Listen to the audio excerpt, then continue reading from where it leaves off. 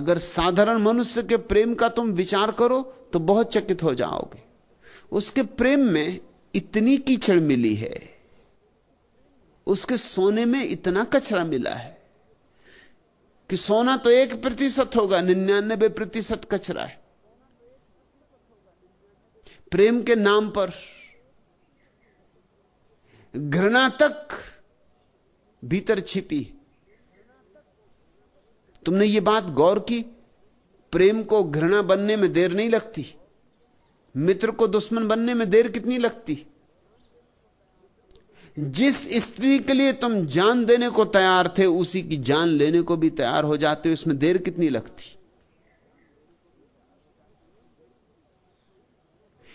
प्रेम इतनी जल्दी घृणा बन जाता है? प्रेम घृणा बन सकता है? और अगर प्रेम घृणा बन सकता है तो कैसा प्रेम? प्रेम घृणा नहीं बन सकता। फिर जो घृणा बन जाता है वह प्रेम था ही नहीं, कुछ और था। घृणा ही थी, प्रेम का मुखौटा लगाकर नाटक कर रही थी।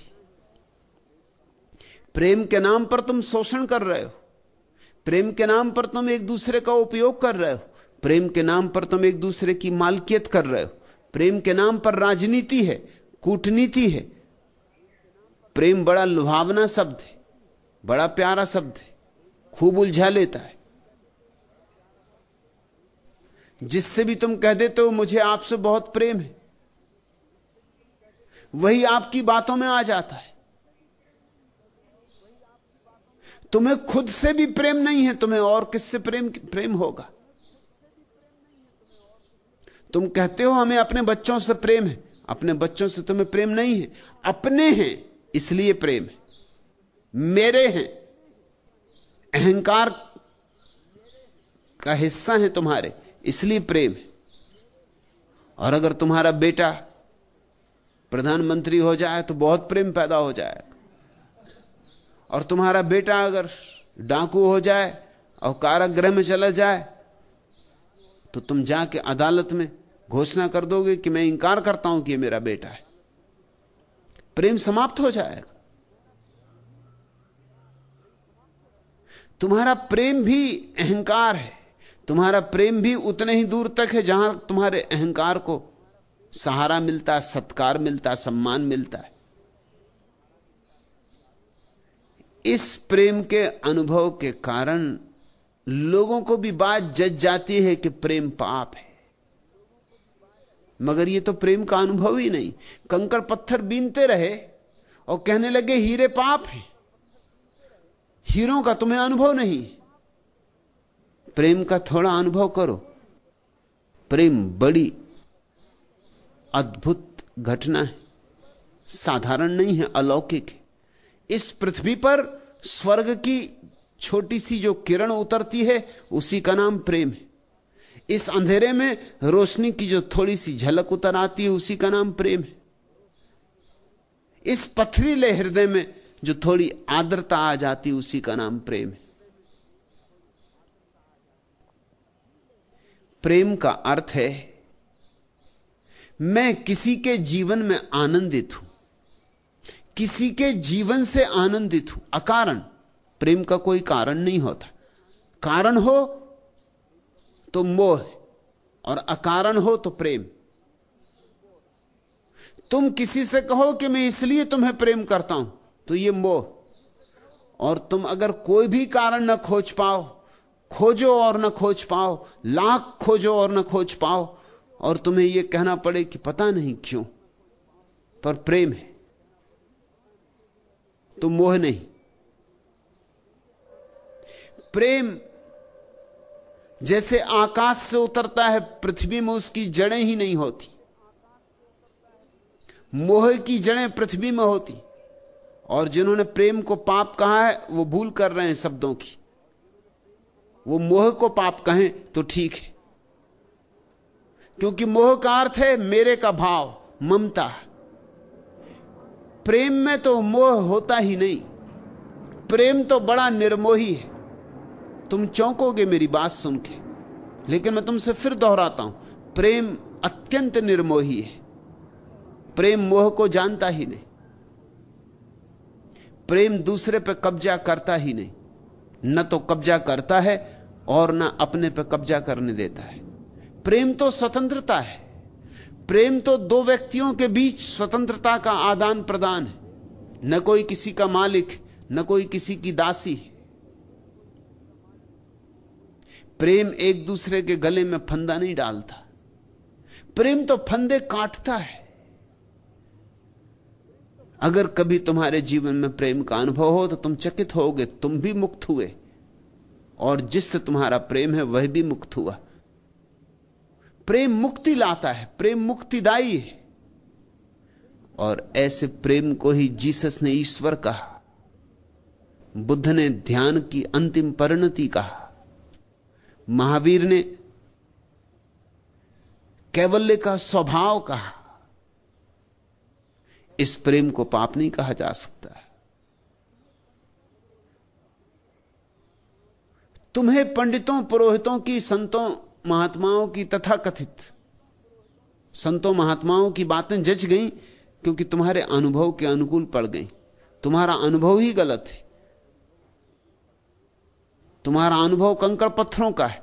और जब संतों महात्माओं ने कहा कि ये सब हीरे कंकड़ पत्थर हैं, तुम्हें भी बात जची कि बात तो ठीक ही। और तुम्हारी जिंदगी का प्रेम का जो अनुभव है इतना दूषित है, इतना धुआं धुआं है, ज्योति का तो पता ही नहीं चलता, बस धुआं ही धुआं है। कि जब पंडितों ने कहा कि आंखें खराब होती धुएं से और पीड़ा ही पीड़ा मिलती है, सुख मिलता कहां, तुमको भी बात जची क्योंकि यही तो तुम्हारा भी अनुभव है। लेकिन मैं तुमसे कहता हूं, प्रेम निर्धूम शिखा है। प्रेम से धुआं पैदा नहीं होता। हां, प्रेम में जो कचरा है उसके जलने से धुआं पैदा होता है। ऐसा समझो कि तुम लकड़ियां जलाते हो, कब धुआं पैदा होता है, कब धुआं पैदा नहीं होता, तुमने विचार किया? लकड़ियों के जलने से धुआं कभी पैदा नहीं होता। अगर लकड़ियां सूखी हो, अगर उनमें पानी ना हो भीतर, अगर गीली ना हो, तो लकड़ियों से कभी धुआं पैदा नहीं होता। अगर लकड़ी सच में ही सूखी हो, पूरी सूखी हो, उसमें रत्ती मात्र भी जल का अवशेष ना रहा हो, तो जरा भी धुआं पैदा नहीं होगा। लकड़ी के जलने से धुआं पैदा नहीं होता। लेकिन लकड़ी गीली हो तो धुआं पैदा होता है। वो गीलापन लकड़ी नहीं है,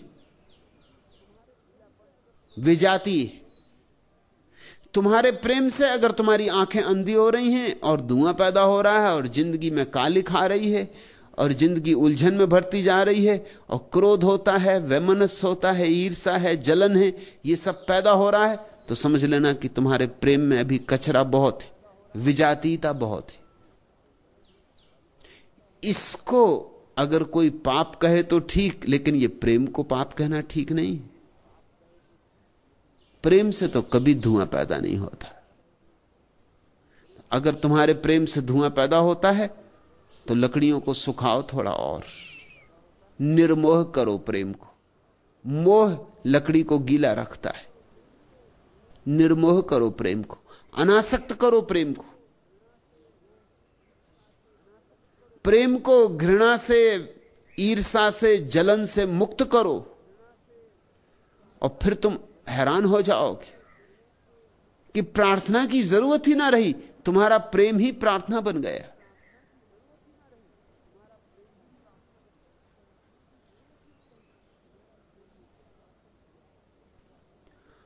और जीवन ने जो अवसर दिया है प्रेम का, इसे ऐसे ही मत गंवा देना।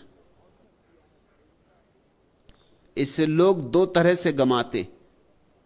एक तो वे लोग हैं जो प्रेम के नाम पर कुछ और करते रहते हैं और उसे प्रेम समझते, उनको मैं भोगी कहता हूं, संसारी। वे जीवन गंवा देते। और दूसरे वे हैं जो संसार से भाग जाते, प्रेम के कूड़े करकट से डर के भाग जाते। कुछ ने कूड़ा करकट छाती से लगा लिया है, कुछ कूड़े करकट से डर के भाग गए। जिन्होंने कूड़ा करकट छाती से लगाया है वो भी सोने को ना खोज पाएंगे, और जो कूड़े करकट से डर के भाग गए वो सोने से भी भाग गए, क्योंकि सोना और कूड़ा करकट सब यहां मिला हुआ है। वे भी कभी प्रेम को ना जान पाएंगे। जिनको तुम सन्यासी मानते रहे हो वे भी प्रेम को नहीं जान पाते। जिनको तुम संसारी जानते हो वे भी प्रेम को नहीं जानते। भोगी भी वंचित, योगी भी वंचित, अलग अलग ढंग से वंचित, मगर दोनों वंचित। एक कूड़ा करकट पकड़ने के कारण वंचित, एक कूड़ा करकट छोड़ने के कारण वंचित। लेकिन दोनों नहीं देख पाते कि कूड़े करकट में कुछ छिपा है, मिट्टी में कमल छिपा है, ये दोनों नहीं देख पाते। यही उनका अंधापन है। मैं तुम्हें चाहूंगा कि तुम जियो, भागना मत, त्यागना मत। जीवन को उसकी समग्रता में जियो, जीवन के सारे रूपों में जीवन को जियो। हां, इतना ही ख्याल रहे कि जो रूप तुम्हें कष्ट दे, जानना कि उसमें निखार करना है। छोड़ना नहीं, निखार करना है। त्यागना नहीं, उसमें कुछ गलत है, उस गलत को रूपांतरित करना है।